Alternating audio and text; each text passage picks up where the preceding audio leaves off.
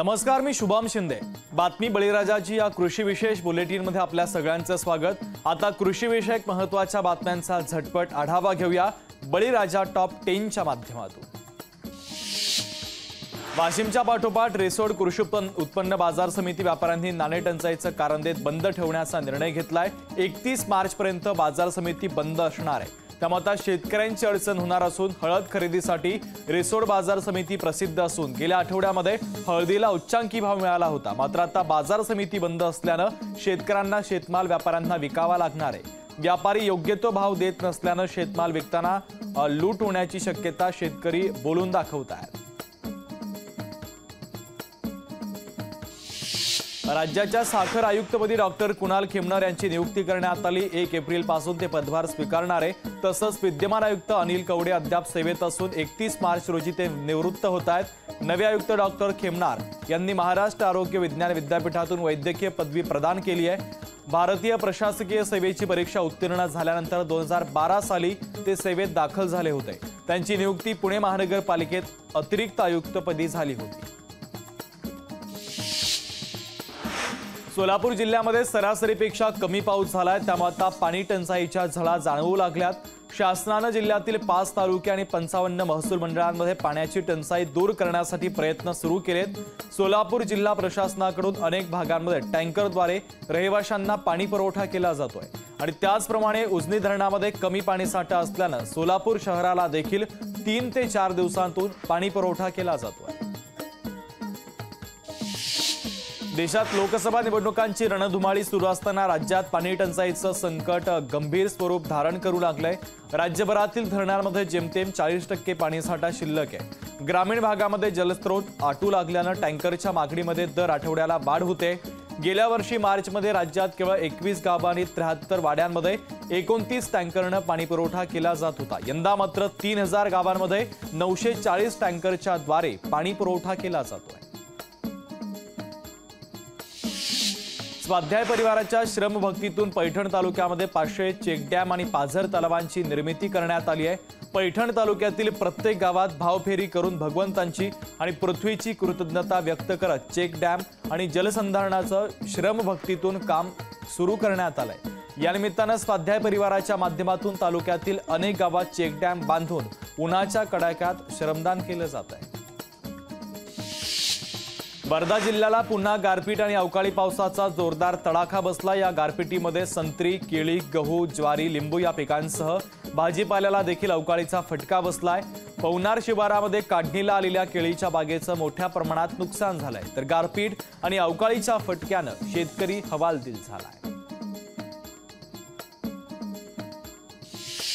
कधी दुष्काळ तर कधी अतिवृष्टी आणि नापिकीनं हैराण झालेल्या धाराशिव जिल्ह्यावर सध्या कोरड्या दुष्काळाचं सावट पाहायला मिळतंय। कडक उन्हाळा सुरू होण्यास वेळ असला तरी मार्च महिन्यातच पाणी टंचाईचं संकट भेडसावत आहे। जिल्ह्यातील प्रमुख धरणांनी तळ गाठलाय, विहिरींची देखील तीच परिस्थिती आहे। धाराशिवमधील प्रमुख धरणांपैकी एक असलेल्या तेरणा धरणात तर अक्षरशः भेगा पडल्यात। सोबतच जनावरांना पिण्याचं पाणी आणि चाऱ्याचा तुटवडा पाहायला मिळतोय, त्यामुळे जिल्ह्यातील शेतकरी संकटात सापडले आहेत। कन्नड तालुक्यातील नाचनवेल येथे एक युवक उन्हाळ्यामध्ये प्राणी पक्ष्यांना पाणी मिळावं म्हणून त्यांच्या पिण्याच्या पाण्याची सोय करतोय। शक्य असेल तिथे पाणवठे तयार करतोय। फेब्रुवारी ते जूनच्या सुरुवातीपर्यंत देवीदास थोरात यांचा हा उपक्रम सुरू असतो। देवीदास थोरात हे गेले काही वर्ष वृक्षारोपण आणि पक्ष्यांसाठी पाण्याची सोय करण्यासाठी प्रसिद्ध आहेत। राज्यात काही ठिकाणी अवकाळी पावसानं हजेरी लावलेली असली तरीही कमाल तापमानामध्ये वाढ झाली आहे। बहुतांश भागामध्ये कमाल तापमान पुन्हा 37 अंश सेल्सिअस इतकं झालंय। सोलापूर इथं मागच्या 24 तासातील उच्चांकी 39 अंश सेल्सिअस तापमानाची नोंद झाली आहे, तर अहमदनगरमध्ये मागच्या 24 तासातील सर्वात कमी 13.7 अंश सेल्सिअस तापमानाची नोंद आहे। पश्चिम विदर्भ आणि परिसरातील चक्राकार वाऱ्यांची स्थिती उत्तर तेलंगणा परिसरावर सक्रिय आहे आणि या चक्राकार वाऱ्यांपासून दक्षिण केरळपर्यंत हवेचा कमी दाबाचा पट्टा निर्माण झालेला आहे, तर मध्य प्रदेशापासून दक्षिण आसामपर्यंत हवेचा कमी दाबाचा पट्टा तयार झाला आहे। राज्यात सुरू असलेला वादळी पाऊस उघडीप देण्याचे संकेत आहेत।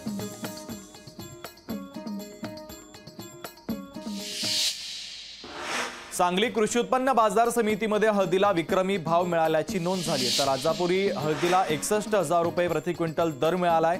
बाजार समिती स्थापन झाल्यापासून हा ऐतिहासिक दर आहे। सांगली मार्केट यार्डमध्ये NB पाटील शिरगावकर यांच्या अडत दुकानात अरिहंत गुळान आणि बसाप्पा कोटनोर या शेतकऱ्याच्या हळदीला हा उच्चांकी भाव मिळालाय। आवक कमी असल्याने हळदीला सरासरी 18,000 ते 25,000 रुपयांपर्यंतचा भाव मिळतोय। मात्र दर्जेदार शेतमालाला उच्चांकी भाव मिळाल्याने शेतकरी आता समाधान व्यक्त करतात।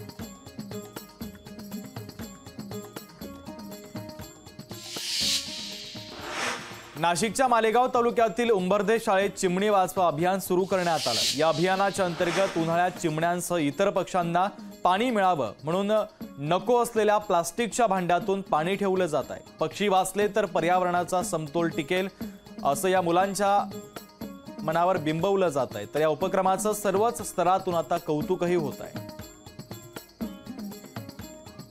जिल्हा परिषद शाळा उंबर्दे तालुका मालेगाव या ठिकाणी पक्षी वाचवा अभियान अतिशय चांगल्या प्रकारे या ठिकाणी राबवण्यात आलेलं आहे।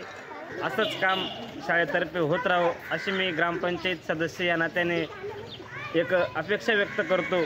आणि इथूनही पुढे पक्षी हा एक निसर्गासाठी अत्यंत महत्त्वाचा घटक आहे। म्हणून पक्षी असले तर निसर्ग वाचेल आणि निसर्ग वाचणं ही काळाची गरज आहे।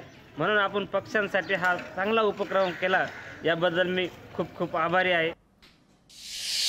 उन्हाचा कडाका हा दिवसेंदिवस वाढत चालला। अशातच थंडगार गारवा देणारं फळ म्हणून कलिंगडाकडे पाहिलं जातं। सिंधुदुर्ग जिल्ह्यात कलिंगडाचं विक्रमी पीक आलंय। इथे होणारी कलिंगड महाराष्ट्रासह कर्नाटक आणि गोवा सारख्या राज्यात देखील मागवली जातात। त्यामुळे आता स्थानिकांना चांगल्या पद्धतीचा रोजगार देखील उपलब्ध झाला आहे। 25 रुपये किलोनी आहे आणि होलसेलमध्ये 12 रुपये किलोनी देतो। ट्रक वाढू शकतोय, पण आता पाण्याची टंचाई असल्यामुळे आता बागी संपत आलेले आहेत काही काही लोकांनी परत बागायतदारांनी परत बागी तयार केलेली आहे। तर तो कमीत कमी हा एक महिनाभराचा पिरियड आहे, तो माल शॉर्टेज होणार आणि त्यामुळे दर वाढू शकतो। वेळ झाली इथेच थांबण्याची। नमस्कार।